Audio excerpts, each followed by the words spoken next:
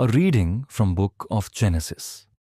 Chapter 3. Now the serpent was more subtle than any beast of the field which the Lord God had made.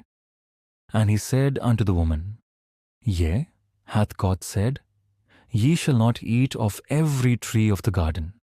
And the woman said unto the serpent, We may eat of the fruit of the trees of the garden, but of the fruit of the tree which is in the midst of the garden, God hath said, Ye shall not eat of it, neither shall ye touch it, lest ye die. And the serpent said unto the woman, Ye shall not surely die. For God doth know that in the day ye eat thereof, then your eyes shall be opened, and ye shall be as gods, knowing good and evil.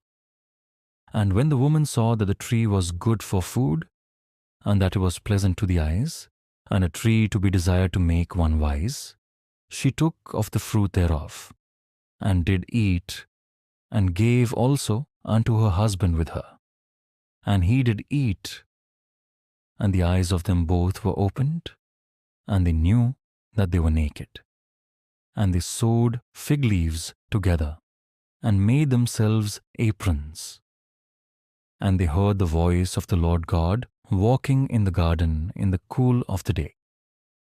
And Adam and his wife hid themselves from the presence of the Lord God amongst the trees of the garden. And the Lord God called unto Adam, and said unto him, Where art thou? And he said, I heard thy voice in the garden, and I was afraid, because I was naked, and I hid myself. And he said, Who told thee that thou wast naked? Hast thou eaten of the tree, whereof I commanded thee that thou shouldest not eat? And the man said, The woman whom thou gavest to be with me, she gave me of the tree, and I did eat.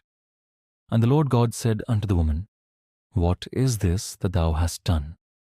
And the woman said, The serpent beguiled me, and I did eat.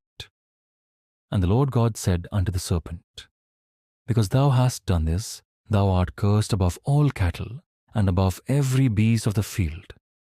Upon thy belly shalt thou go, and dust shalt thou eat all the days of thy life.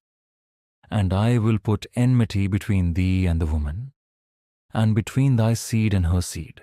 It shall bruise thy head, and thou shalt bruise his heel. Unto the woman he said, I will greatly multiply thy sorrow and thy conception. In sorrow thou shalt bring forth children, and thy desire shall be to thy husband, and he shall rule over thee. And unto Adam he said, Because thou hast hearkened unto the voice of thy wife, and hast eaten of the tree, of which I commanded thee, saying, Thou shalt not eat of it. Cursed is the ground for thy sake. In sorrow shalt thou eat of it all the days of thy life. Thorns also and thistles shall it bring forth to thee, and thou shalt eat the herb of the field. In the sweat of thy face shalt thou eat bread, till thou return unto the ground.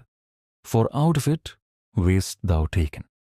For dust thou art, and unto dust shalt thou return. And Adam called his wife's name Eve, because she was the mother of all living.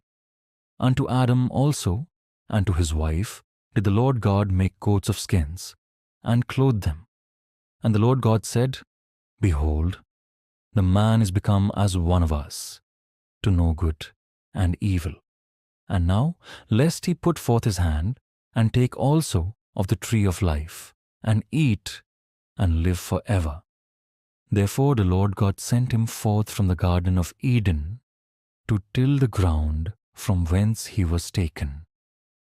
So he drove out the man, and he placed at the east of the garden of Eden cherubims, and a flaming sword which turned every way, to keep the way of the tree of life.